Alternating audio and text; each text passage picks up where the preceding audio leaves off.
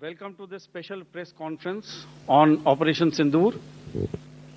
We will begin with opening statements by the three senior officers to my right here, who have been directly overseeing operations during Operation Sindoor.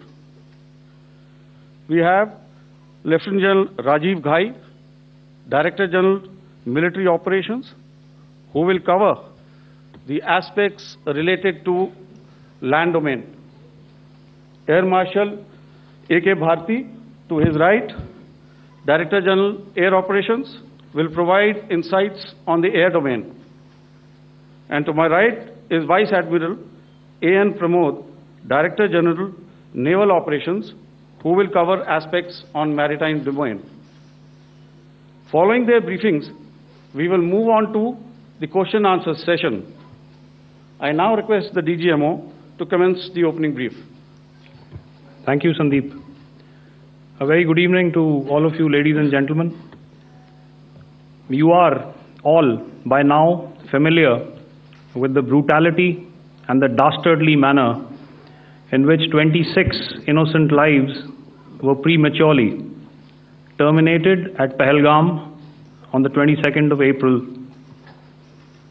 When you combine those horrific scenes and the pain of the families that the nation witnessed with numerous other recent terrorist strikes on our armed forces and defenseless civilians, we knew that the time had arrived to make yet another compelling statement of our resolve as a nation.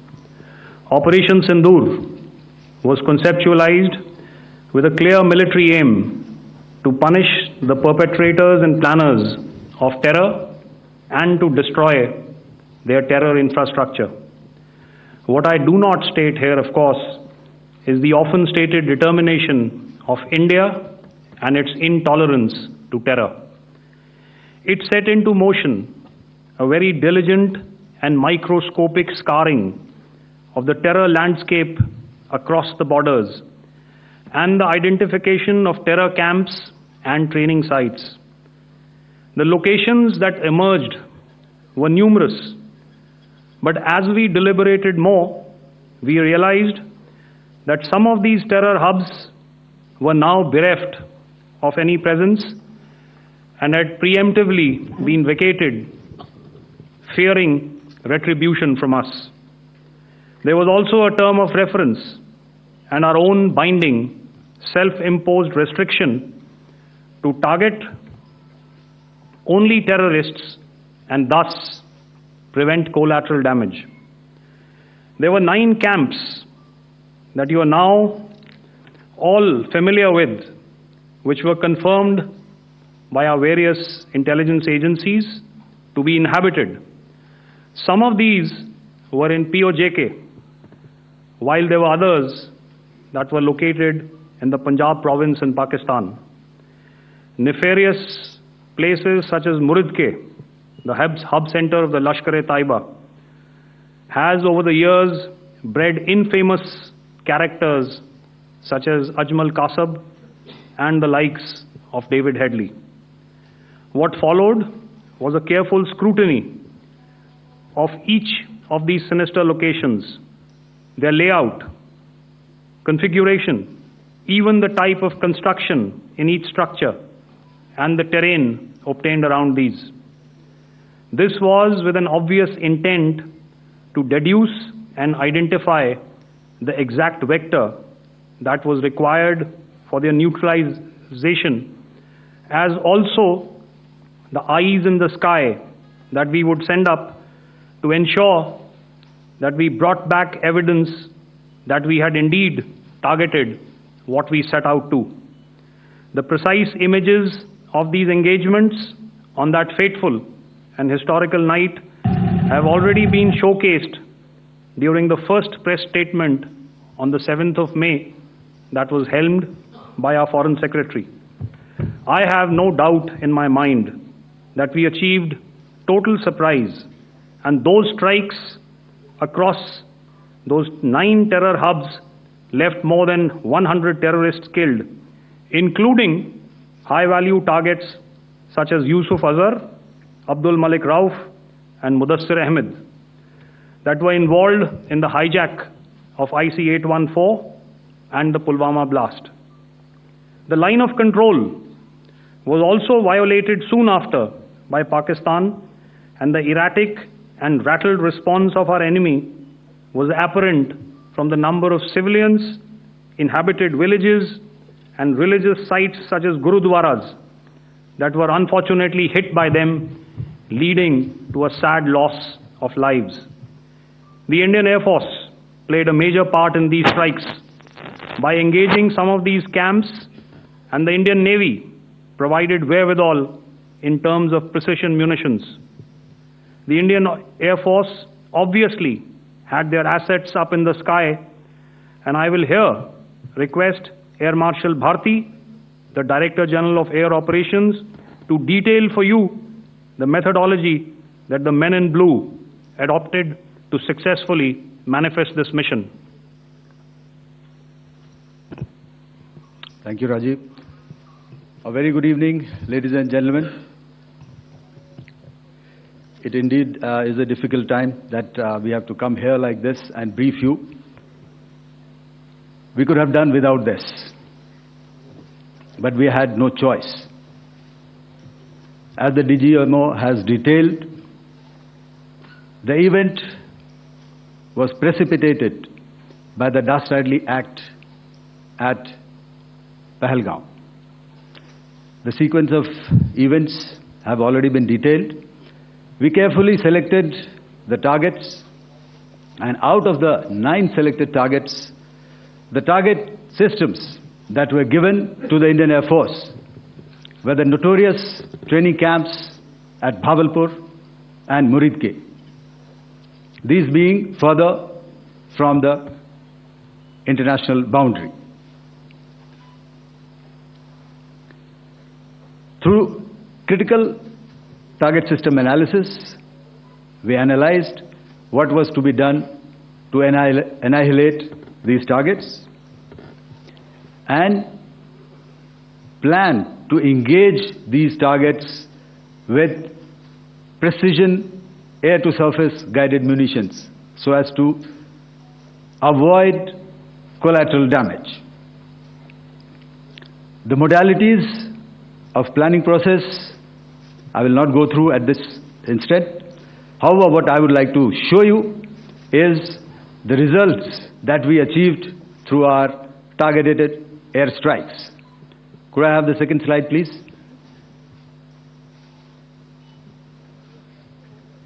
Yeah, change, please.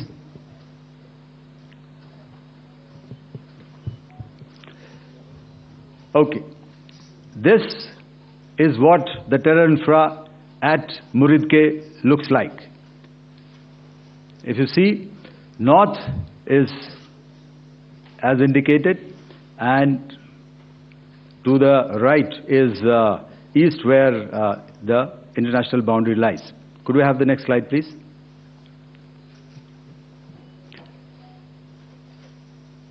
Orientating. Just go back to one slide. Okay. Please have a look at this red building, the series of buildings out here, and this empty ground. Next.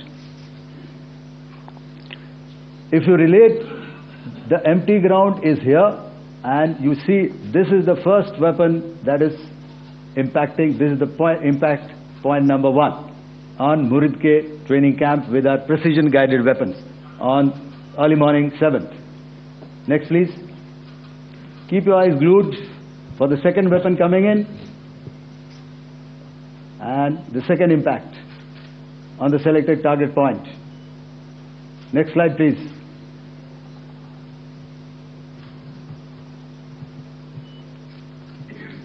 Third weapon, third impact. Continue.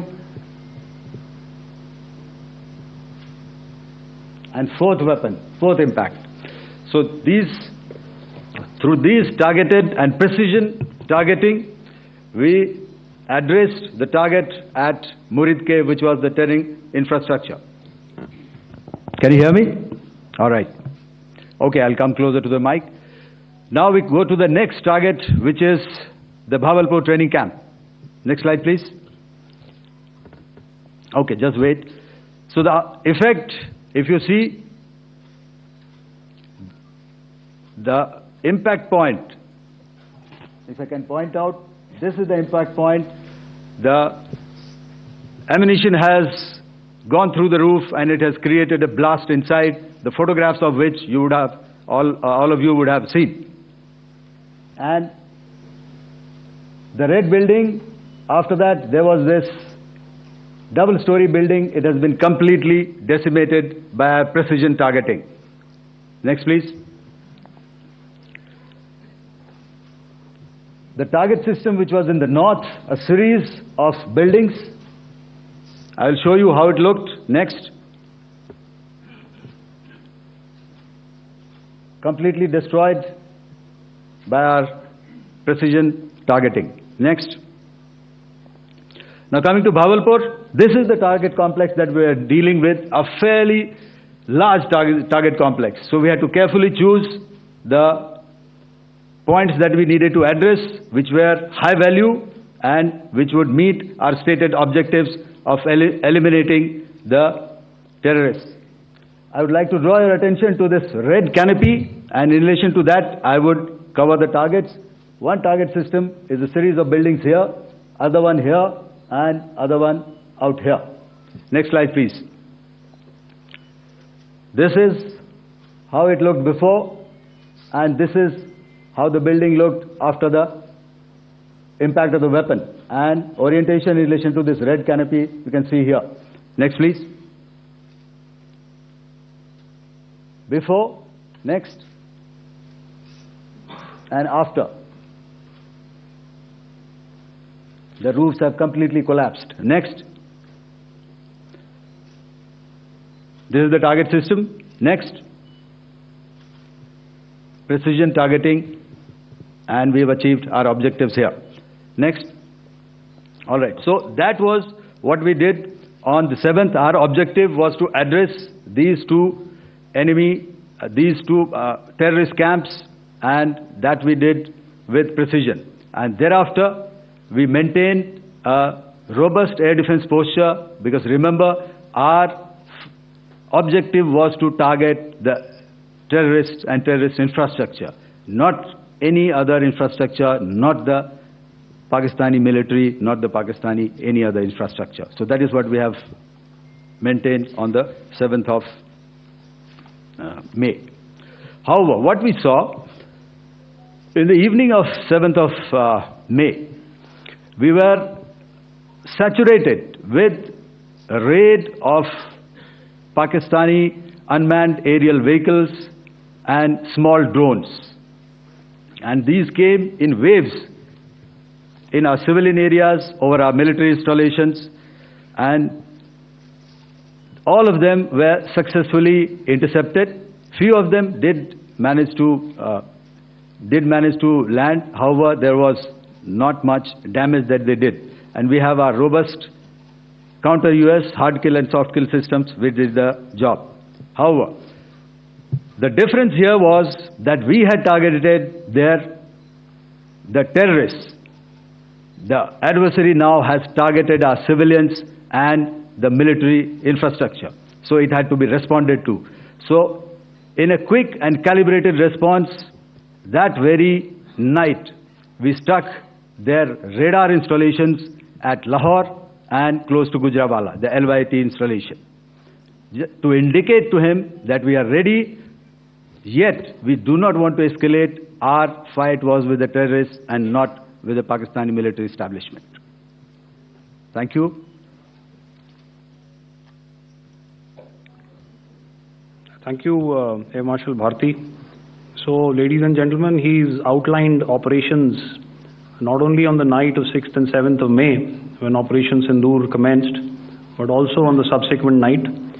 Being well aware and familiar with the congenital and impulsive nature of our adversary, and even though we did attempt to reach out and communicate our compulsions to strike at the heart of terror to my counterpart in the immediate wake of Operation Sindoor. The request was brusquely turned down, with an intimation that a severe response was inevitable and in the offing. We were, of course, prepared. Operations on the 7th and the 8th, Air Marshal Bharti spoken about. On the night of 8th and 9th of May, they flew drones and aircrafts into our airspace all across the borders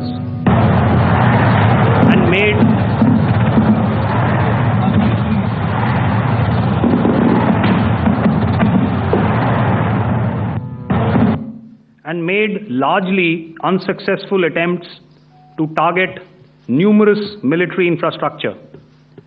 Violations on the line of control by Pakistan also commenced yet again and precipitated into fierce arty engagements.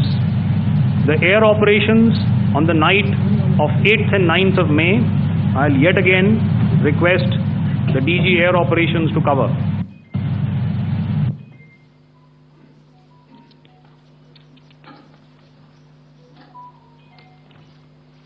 So I just covered what happened on the night of 7th and 8th. What we found that on the night of 8th and 9th, starting as early as 22:30 hours, our cities had a mass raid of drones, unmanned aerial vehicles, UCAVs, starting right from Srinagar, going down right up to Nalia.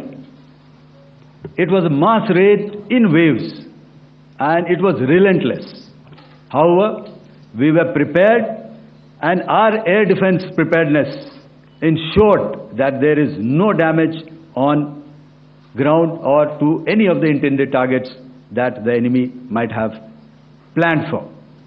The difference between 7th night and 8th night was that on 7th night, he sent in his Jihad class of UAVs. However, these UAVs can go some distance, they are armed. However, on the 8th, less numbers of armed UCAVs were there or UAVs were there, and more numbers of quadcopters, maybe for surveillance or just for harassment of civilians. This continued till midnight. Our air defense preparedness ensured that there was no damage on the ground, either to the military installations or to the civilians. However, the enemy had yet again shown that he wanted to up the ante and he wanted a fight, and we were up to the task. In a measured and calibrated response, we once again targeted his military installations, which included his SAM sites at Malirkant. This also included his surveillance radar sites at Lahore and close to Gujranwala. These were suitably addressed, and thereafter his drone attacks continued even till morning, which we countered, and during the daytime there was some respite. Here I would like to bring out another aspect. What we found was that while the drone attacks were being launched from somewhere close to Lahore, enemy had allowed his civilian aircraft to also continue to fly out of Lahore. Not only his own aircraft, but international passenger aircraft, which is quite insensitive, and we had to exercise extreme caution, even at the cost of some tactical disadvantage, to ensure that there is no damage to any of the civilian aircraft. And this was also brought out in our press briefing during the day. So I will now hand over to my colleague to cover the events of 9th onwards. On land, we also undertook certain measures such as deployment of air defense and electronic warfare assets to establish an integrated grid with the Indian Air Force, and I have seen and heard some of you wax eloquent about the benefits of such an architecture when it comes to negating and combating air intrusions. We also carried out deployment to include movement of our forces in the land, sea, and air domains. The night of the 9th and the 10th of May saw similar intrusions by drones and aircrafts, and this time there was a concerted effort to target airfields and some very, very important logistic installations, albeit yet again unsuccessful and denied gallantly and efficiently, I must say, by the integrated Indian Air Force and Indian Army Air Defence. We further strengthened our deployment and also initiated some pressure points to send a very clear and unambiguous message to the other side to desist from any misadventures on land. Some of the airfields and dumps saw repeated attacks in waves from the air. All were thwarted. The Pakistan Army has reported to have lost approximately 35 to 40 personnel in artillery and small arms firing on the line of control between the 7th and the 10th of May. What the other side had probably also not reckoned with was the speedy and precise turnaround and hit back by the Indian Air Force. And I will yet again ask Air Marshal Bharti to speak about these significant and game-changing strikes. I will thereafter request Vice Admiral Pramod, my colleague and Director General of Naval Operations, to tell us about some very telling naval maneuvers in the Arabian Sea that exerted pressure on the night of 9th and 10th of May. Over to you, sir. Thank you. Commencing about 2000 hours, that is 8 p.m. local time, on 8th of May, several Pakistani unmanned aerial systems, drones, combat vehicles attacked multiple IF bases. These included Jammu, Udhampur, Pathankot, Amritsar, Bhatinda, Nal, Dalhousie, Thois, Jaisalmer, Uttarlai, Falodi, Nalia. These were almost simultaneous and they came in waves. All our AD guns and other systems were waiting for them. All these waves were neutralized by our trained crew using the air defense systems that they have, and also some of them were utilized using our legacy systems like Pechoras and IF Summer, which we have recently acquired. And some were neutralized by the Garud snipers. There was no damage on ground from these incursions and these mass raids, if I could call them, from the Pakistani side. However, following these relentless attacks on our air bases, on our forward positions, and on our civilian targets, this was time to convey some message to our adversaries. And therefore, a decision was taken to strike where it would hurt. And towards that, in a swift, coordinated, calibrated attack, we struck his air bases, command centers, military infrastructure, air defense systems across the entire Western Front. The bases we struck include Chaklala, Rafiki, and mind you, Chaklala is Islamabad. Rahim Yar Khan, Sakar, sending a clear message that aggression will not be tolerated. This was followed by strikes at Sargoda, Bholari, Jacobabad. We also struck the C2 centers at Murid, the UAE complex at Murid, Rafiki, radar at Chunia, which I will show you, Rahimyar Khan airfield, and the unmanned combat aerial vehicle hangar at Sakar. I would like to reiterate here that we have the capability to target every system at these bases and more. However, it was only a measured response to instill good wisdom to our adversary to refrain from further escalation. IF's response was directed only at military installations, avoiding civilian and collateral damage. I would now like to show you some of the effects that have been achieved as a result of our air operation.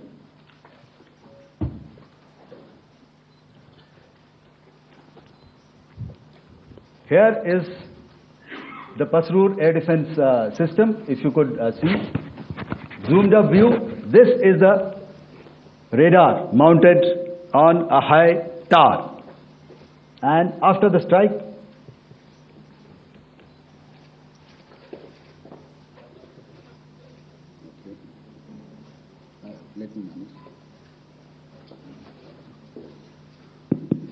thank you. Can you hear me? Yeah, thank you. And after the strike, this is what has happened. This radar has been taken out, completely burnt. Next slide, please. The Chunia air defense radar, which was taken out on 7th and 8th. This is the radar site. A blown up photograph, once again, on a tower. Not very clear, but what you see very clearly is the after effect after we have struck. The radar head has been completely decapitated. Next slide, please. Arifwala air defense radar. In this complex, you see how it looked before, blown up image, and after really blown up. Next. Now coming to Sargodha airfield. Remember, this is one of their important airfields wherein they have a lot of assets, F-16s, other assets which they keep getting, training institutes. And we have stuck this airfield. It is not, if you zoom in here, then one impact point here on the runway and second impact point of our weapon, precision weapon on the runway. And if you see this blown up repairing going on, same here. Next. Rahimyar Khan. This is the area we have struck. A deep strike out here and one complex here. So this is how it looked before, and the same, you see a big crater, another crater here, and this complex after strike neutralized. Next. Chaklala airfield, Noor Khan, once again a major air base, a lot of their logistic assets out here. This was the chosen complex that we intended to strike and convey a message. Next slide, please. This is how it looked before, and this is how it looked after our strike. Next. Sakar. We chose the radar site at Sakar. This is the radar site, and after it was struck, this is the aftermath, completely burnt out. Next, please. Aircraft shelter. This is how it looked before the strike, and this is how it looked after the strike. The roof of the buildings completely caved in and burnt. Next. Bolari airfield, aircraft hangar. This is how it looked before, and this is how it looked after the precision strike. Next. Jacobabad, aircraft hangar, and this is how it looked after. Next.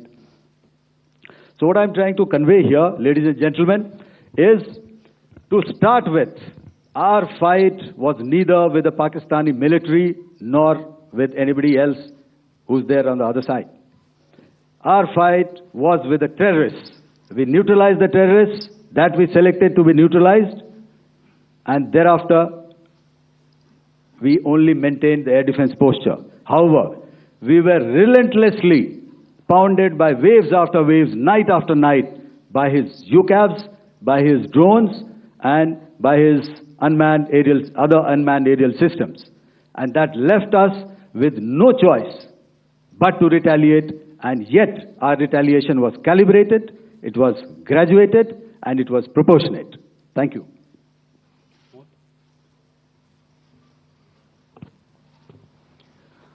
Good evening, ladies and gentlemen. In the aftermath of the cowardly attacks on innocent tourists at Pahalgam in Jammu and Kashmir by Pakistani-sponsored terrorists on 22nd April, the Indian Navy's Carrier Battle Group, surface forces, submarines and aviation assets were immediately deployed at sea with full combat readiness in concert with the joint operation plan of the Indian Defence Forces. You may be aware that we tested and refined tactics and procedures at sea during multiple weapon firings in the Arabian Sea within 96 hours of the terrorist attack. The aim was to revalidate our crew, armament, equipment, and platform readiness to deliver various ordnance on selected targets precisely. Thereafter, our forces remained forward deployed in the Northern Arabian Sea in a dissuasive and deterrent posture with full readiness and capacity to strike select targets at sea and on land, including Karachi at time of our choosing.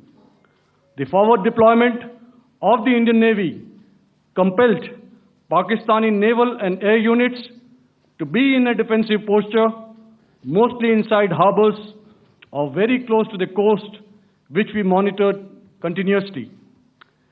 The Indian Navy maintained seamless maritime domain awareness throughout the duration and was entirely aware of the location and movement of Pakistani units.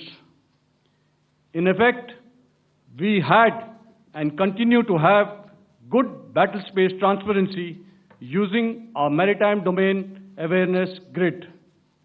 As you are aware, our response has been measured, proportionate, non-escalatory, and responsible from day one. Accordingly, the calibrated approach considered all options, including the ability of the Indian Navy for offensive action from and at sea. As part of this escalation control mechanism, the application of force by the Navy was planned in a synchronized manner in coordination with the Army and Air Force, the highlight being teams from the three services working closely in an integrated manner. Along with the kinetic actions by the Indian Army and Indian Air Force, the overwhelming operational edge of Indian Navy at sea contributed towards Pakistan's urgent request for a ceasefire yesterday. As we speak, Indian Navy remains deployed at sea in a credible deterrent posture to respond decisively to any inimical action by Pakistan or Pakistan-based terrorists. Thank you. Samno Varna, Jai Hind. Now I'll hand over to Director General Military Operations for further proceedings. Ladies and gentlemen, on the 10th of May, in the morning, even as we were getting into a huddle to wargame the events of the previous night, a routine exercise, I received a message on hotline from my counterpart in Pakistan seeking my willingness to communicate. Since our initial aim was to strike at terror camps, and all our actions in the subsequent days were in response to the intrusions and violations by the Pakistan Air Force and its army, it was decided that I would indeed speak with my counterpart.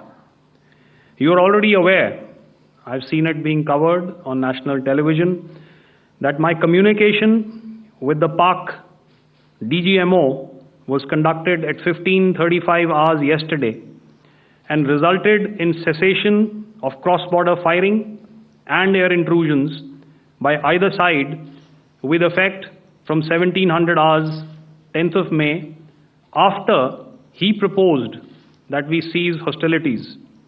We also decided to further speak on the 12th of May, that's tomorrow, at 1200 hours, to discuss the modalities that would enable the longevity of this understanding.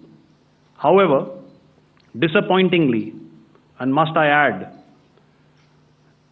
expectedly, it took only a couple of hours for the Pakistan Army to violate these arrangements by cross-border and across the line of control firing, followed by drone intrusions across the expanse of the Western Front through last night and in the early hours of the morning today.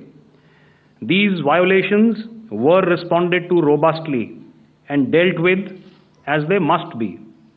We have earlier today sent another hotline message to my counterpart highlighting these violations of the understanding between the DGMOs on the 10th of May and our firm and clear intent to respond to these fiercely and punitively, if repeated tonight, subsequently, or later. In this regard, I must inform all of you that the Chief of Army Staff has earlier today conducted a security review and has granted full authority to our Army commanders for counter-actions in the kinetic domain in case of any violation by Pakistan. In the end, I pay my solemn homage to my 5 fallen colleagues and brothers from the armed forces and civilians who have tragically lost their lives in Operation Sindoor. Our hearts go out to the bereaved families, and we express our solidarity to them in this lifetime and beyond, at this grave juncture in their lives. Their sacrifices shall always be remembered and spoken of in glowing terms by a grateful nation. We have thus far, ladies and gentlemen, exercised, and my colleague Pramod highlighted this, immense restraint, and our actions have been focused, measured, and non-escalatory. However, any threat to the sovereignty, territorial integrity, and safety of our citizens will be met with decisive force. Jai Hind. Okay, ladies and gentlemen, we are now open for questions. All right, now, since I would not know all of you, I would expect you to please raise the placard or your hand, and once I indicate, I expect you to please give out your name and the media group that you belong to. Keep your questions short so that we can take as many questions as possible. Also, ladies and gentlemen, kindly bear in mind that confidential aspects may not be answered by the 3 DGMOs. Right.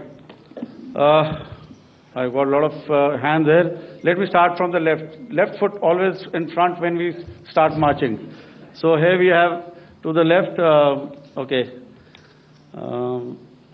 Yeah, 238. Hello. So this is Manas Pratimugyan from PTI, Press Trust of India. So the understanding that was reached yesterday on stopping the military operations and actions, was it for just 3 days? And what would be the cost escalation if there is violation of this understanding by the Pakistani side?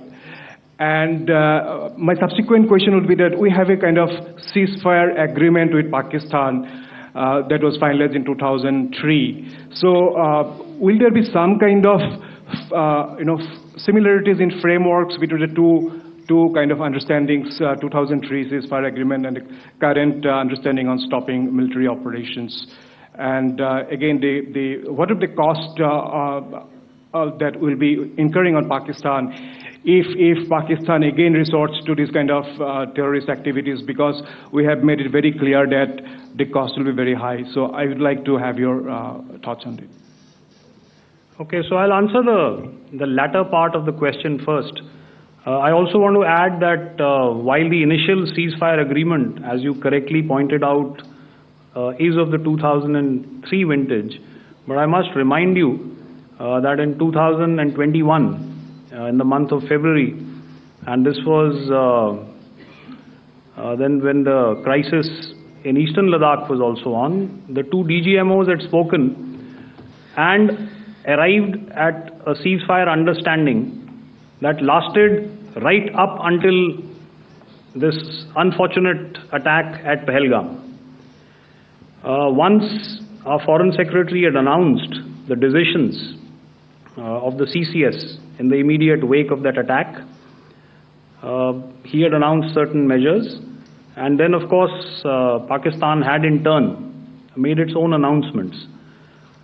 Since then, there have been certain violations of this ceasefire understanding, and of course after the 7th of May, like I pointed out during my statement, that there have been numerous violations on the line of control especially, and of course along the international boundary by the Pakistan Army and the Pakistan Air Force.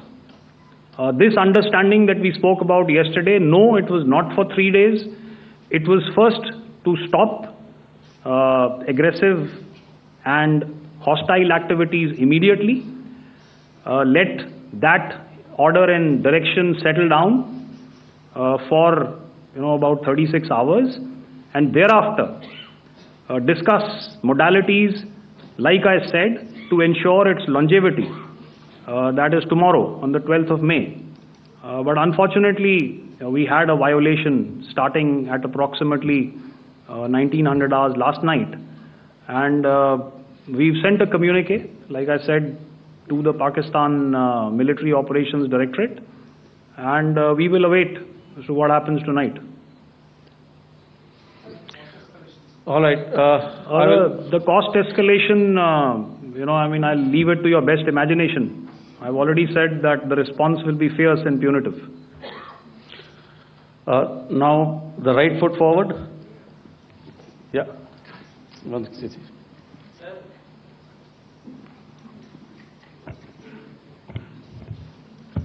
Sir, I am Ajit Dubey from ANI, sir. Sir, my question is that you talked about the loss of lives to the Pakistan army, that was around 35 to 40 kills secured by the Indian army. Sir, can you tell us what would be the total loss of life to the Pakistan army in both army and air force attacks, sir? And how good was the performance of the BrahMos, Scalp and the S-400 during the operations? And sir, since we have sir, just one line. No multiple questions, please. Sir, all right. And since sir, we have achieved such a spectacular, we have made good achievements in this entire operation, can we say that we have emerged victorious, or we have a big upper hand over the Pakistanis in this entire conflict? Thank you very much, sir. So I'll answer the question about the loss of lives on the other side. Of course, there are various means to ascertain that number. There is information from various agencies that come in. There are, of course, on the line of control, other ways to find out as to what has been the effect of what you are doing there in ceasefire violations. So therefore, I mentioned 35 to 40 on the line of control, and please remember that once Operation Sindoor was launched, the responses of the Pakistan Army were also on Indian Army or the Indian Armed Forces infrastructure. Let me put it that way. So that's why I did not cover casualties of the Pakistan army, at least in the initial phases of battle, because those were not our targets. Our targets were terror-oriented, and of course later, once they launched air intrusions and air operations on our infrastructure, we've used heavier weapons, and of course there would have been casualties, but those are still being assessed. The effects of the weapons that you mentioned, I will request Air Marshal Bharti to apprise all of you about those. Good evening, Mr. Sujit. How are you? Ajit. Okay, we're meeting after some time. I never mentioned about any of the weapons that we used. Check. Okay. What I was saying, that I never mentioned of any of the weapons, the caliber that we used. All right. So we'll leave it at that. Those are matters of operational details which I would not like to go into. But suffice to say that whatever methods and whatever means we have chosen, it had the desired effects on the enemy targets. How many casualties? How many injuries? Well, to start with, our aim was not to inflict casualties, but in case there have been, it is for them to count. Our job is to hit the target, not to count the body bags. And the last part of your question, I wonder if you read out the tweet on ADG-PI at midnight once we'd done what we had to in Operation Sindoor. And that's credit to my friend here on the left. Justice has been served, Ajit. That is all that I will say. Ajit, I'll request you to, refrain putting words into his mouth. All right. I'll come back to the left. 147. Sorry, 47. No, 47. Did I see it here or? Yeah. Good evening, gentlemen. Sorry, 147. I saw it there. Sorry. Yeah. Since I've already said 147. Start, please. Hi, sir. Good evening. This is Shivam Patel from Reuters News Agency. Thank you for giving me the opportunity. My question, sir, is how many military targets did Indian Armed Forces strike in Pakistan in response to the attacks from Pakistan? How were these targets selected? And how many troop casualties have been there in total on both sides, if you can give details? Thank you. I'm sorry, where are you? I haven't spotted his... He's to the right. Okay. Can you just repeat that for me, please? Sure, sir. So my name is Shivam Patel. I'm from Reuters News Agency. My question is, how many military targets in total did the Indian Armed Forces strike in Pakistan in response to the attack from Pakistan? How were these targets selected? And how many troop casualties have been there on both sides, if you can? So you're speaking of the targets that I mentioned in the wake of the attack at Pahalgam, right? Military targets, after full response. Yeah, I think it's amply clear to everybody here that the Pakistan army has not crossed the international boundary, neither in the plain sector nor on the line of control. So the intrusions have been in the air. There have been certain attempts on the line of control when ceasefire violations have been on to try and infiltrate and carry out and perpetrate activities that we are all very well familiar with. Whether these are by terrorists or by the Pakistan army or its special forces and commandos is difficult to say, but each of these have been effectively thwarted. So therefore, as far as engagements of military targets on the other side is concerned, I thought Air Marshal Bharti covered those very well and in detail, and he also mentioned as to how they went about targeting those. I think those images were very clear and very, very graphic in telling us as to what we needed to hit. And you'll remember right at the outset I said that we even went into what was the construction in each of these locations and therefore decided on the vector that had to be utilized. Please. Okay, if I could add to what the DGMO has said, I have already detailed the targets. Now, whether it is X numbers or Y numbers that is immaterial. And what damage have we inflicted? You have seen. What are the casualties on the other side? As I said, that is for them to count. As far as we are concerned, from the air defense side, if they had a choice, they would have definitely come in. They are fighters, there are more numbers of UCAVs. It is not that they did not intend to come in. It is only that our robust AD posture prevented them from coming in. So that must be known, and that must be realized by all the audience here. Yeah, I'll come to the left now, 24.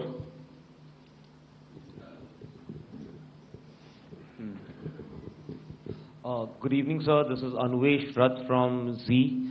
Sir, I wanted to know on the first briefing, which was done by FS and two representatives from Air Force and Army, you showed a list where there was 21 places in that list. You have stuck 9. Are more operations going to be held? Is Operation Sindoor still on? And the second question, thank you, sir. Thank you so much. And also, I want to congratulate all three of you for a fantastic operation that you guys have done. Thank you so much. Thank you so much for that one question. Yeah. Sir, the question. Unfortunately, Rath, is that your name? I'm sorry. As far as operational details are concerned, I am not in a position to share those right now. But I think I'll take a cue from Pramod. He said towards the end that the Indian Navy is still in a posture that is deterrent. And I have already made it very clear towards the end of what I said that it's only a couple of hours ago that the Chief of Army Staff has carried out a security review, and he's authorized our Army commanders to deal with violations of any kind from across the borders in a manner that they deem fit. So again, to reiterate, the response will be fierce and it will be punitive.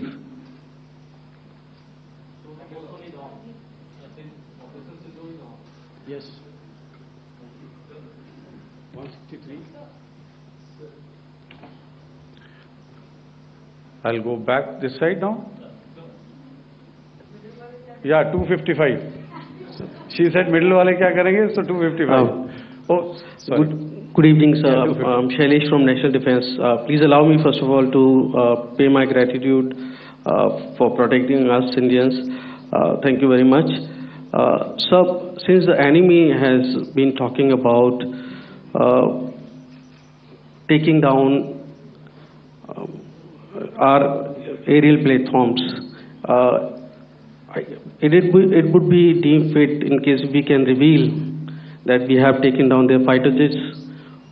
What could be the number?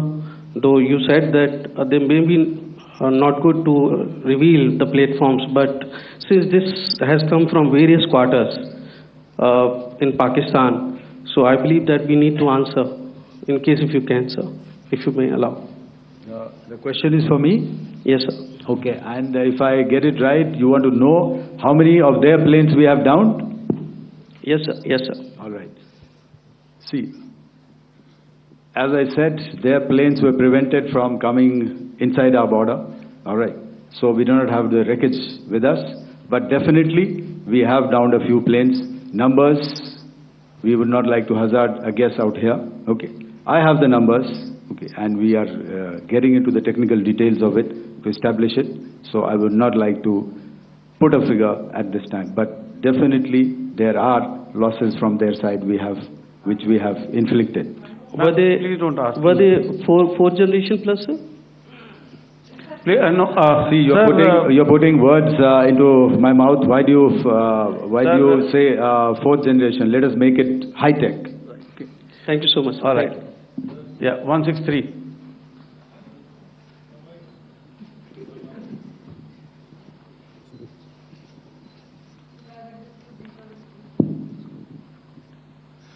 Sir मैं मंजीत नेगी हूँ आज तक से। मेरा सवाल ये है कि इस पूरे ऑपरेशन में जो आतंकी ठिकानों को निशाना बनाया गया, क्या नंबर्स कुछ बता सकते हैं कितने आतंकी मारे गए? कुछ नाम सरकार मतलब कुछ नाम मीडिया में आए भी हैं जो बड़े उसके मास्टरमाइंड थे।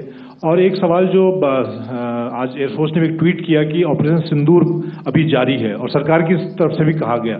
और पिछली बार जब विदेश मंत्रालय की प्रेस कॉन्फ्रेंस पहली हुई थी उसमें वो लिस्ट दिखाई गई थी कि 21 टेरर कैंप आइडेंटिफाई किए गए हैं। तो क्या जो बाकी बचे हुए टेरर कैंप उन पर भी कार्रवाई होगी? और एक नंबर अगर आप बता पाएं कितने टेररिस्ट मारे गए? Sir, before you answer, sir, before you. Manjeet ji, 3 questions. The third one has just been asked here before. So 21 this thing. So I'll request the first to be answered so that we have more number of people who can ask. Manjeet, जब मैंने statement दिया तो मैंने शुरू में ही कहा कि जैसे ही ऑपरेशन सिंदूर कॉन्सेप्चुअलाइज हुआ तो हमारा जो पीछे की कार्रवाई होती है स्पेड वर्क और टारगेट्स को आइडेंटिफाई और एनालाइज करने की कार्रवाई शुरू हो गई थी। मैंने जब स्टेटमेंट दिया तो मैंने बताया कि बहुत सारे थे, हमने 21 दिखाए होंगे और भी हैं, लेकिन वो लिस्ट फिल्टर करते करते 21 तक पहुंची।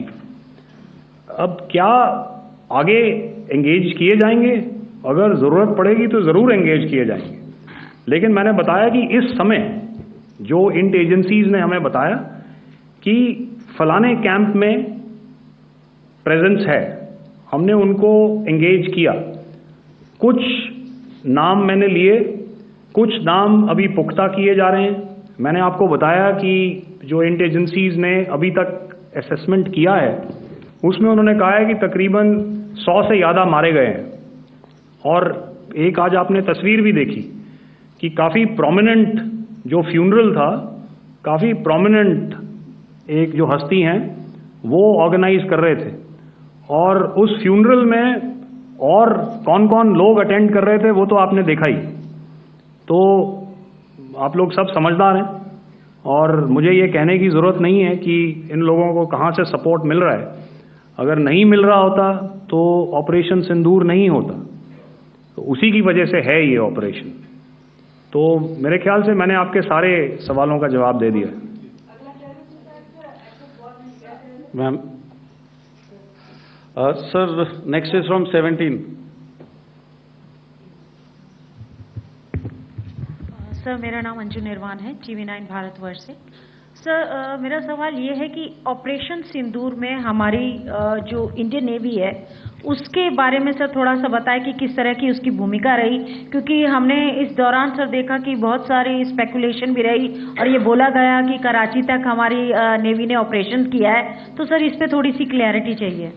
और सर हमने कौन कौन से फाइटर एयरक्राफ्ट डाउन किए हैं, अगर उसका भी थोड़ा सा क्लैरिटी मिल जाए तो अच्छा रहेगा। तो मैं आपका पहले सवाल का जवाब दूंगा। I will make few sentences and leave it for your imagination. First of all, as I mentioned, we have quantitative and qualitative edge to deliver a massive blow to our adversary, and we completely dominate in the maritime front. Indian Navy's action is part of the escalation ladder mechanism which we have worked out amongst 3 services. This time, if Pakistan dare take any action, and Pakistan knows it, what we are going to do. That's all. Okay. आपके सवाल का जवाब मैं पहले दे चुका हूं। आपके सवाल का जवाब मैं पहले दे चुका हूं, इसलिए मैं बस उस तक ही सीमित रखूंगा और इतना कहना चाहूंगा कि आने वाले दिनों में आपको खुद ही पता चल जाएगा और ऐसी बातें छुपी नहीं रहती हैं, तो पता चल जाएगा। So at this time we'll just let it be. Okay, ladies and gentlemen, we have 1 or 2 more questions, sir. So please, they are going to be outside. You can speak to them there also. 104.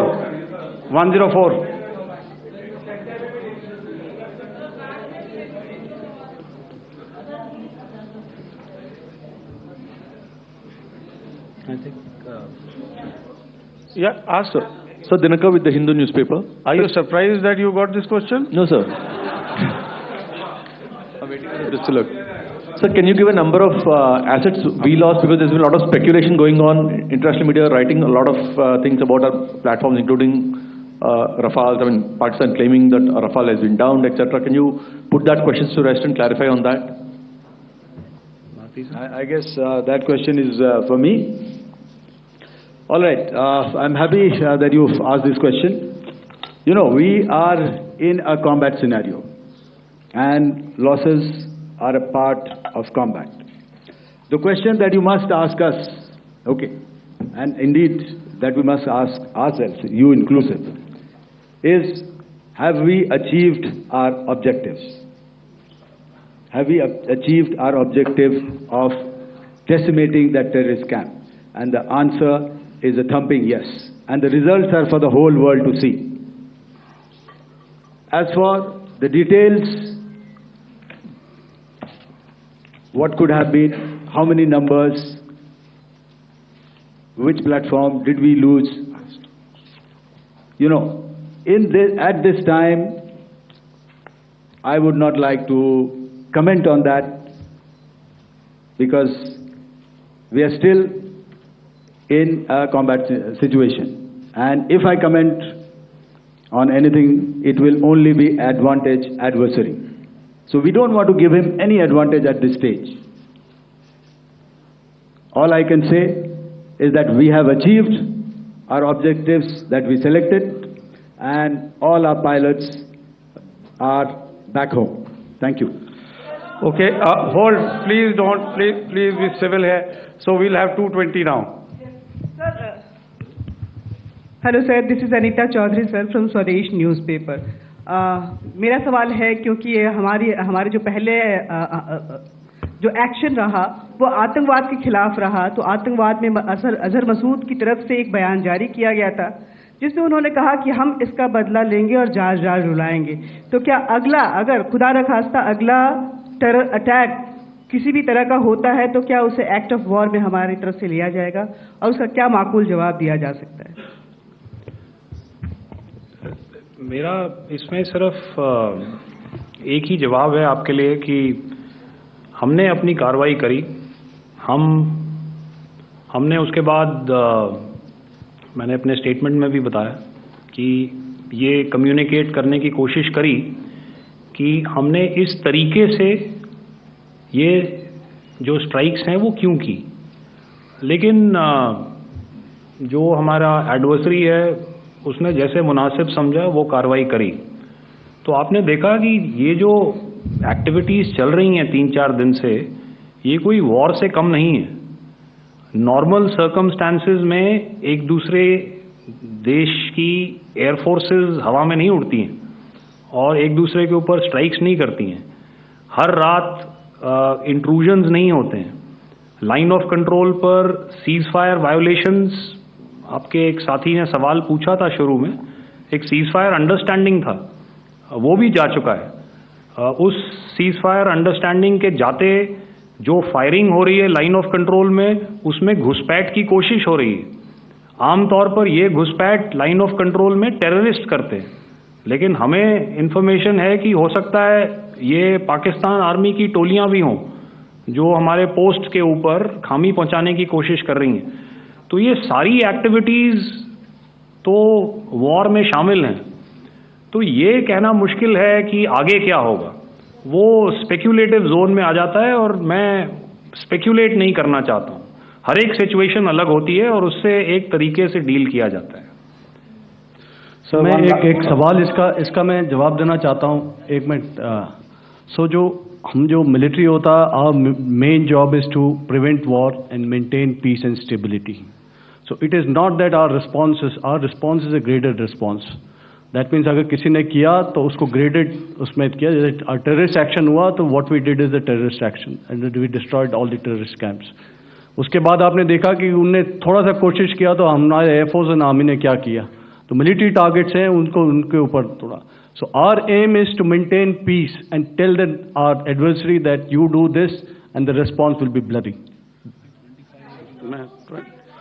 Okay, now as per the, please, we'll have 166 and 25 and after that no more please. Sir, this side.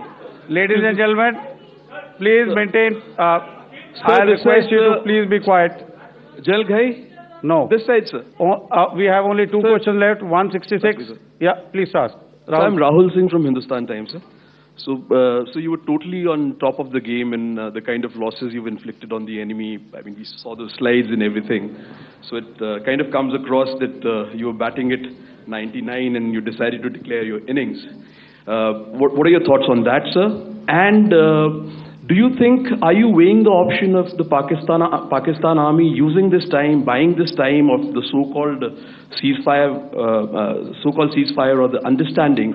And you talked about how they could not be trusted. So buying time to kind of build up their war reserves, getting stuff from their friends like Turkey or China, are we considering that possibility, sir? Look, see, the call came from the Pakistani side to speak about cessation of hostilities. What pauses mean during such conflicts is known to everybody. You know, I don't want to go into the pros and cons of how preparation for war is made. You know, that is a process in itself. But I think my senior colleague here, the DG Air Operations, spoke, or he alluded at least, you know, to what this operation was precisely and specifically meant for. And I think that's something that we achieved, you know, right at the outset. Had we had the option not to go further, we probably wouldn't have. But we've been compelled to be in this situation. And as you've seen, the armed forces of India, and you know, you've got the three Director Generals sitting here, we are always prepared to face any eventuality. And like I said, that's for the sovereignty, the territorial integrity, and the safety of our citizens. So whatever has to be done will be done. You know, I'm not so concerned about what Pakistan will do in this time. I'm only concerned about what we will do. We have a roadmap and a plan, and we will follow it diligently, and we will follow it to the T. You know, that's the contention that I want to make here today. Ma'am, please. Okay, the last question, and ma'am, 25. She's been asking since the first one. Sir, I'm Nandita. Sir. She's not asking a question. Sir, I'm Nandita Dagar, DAGAR from DD News and DD India. Sir, I wanted to ask you that my question is to General Ghai. Sir, you spoke to your counterpart yesterday and the Pakistani counterpart.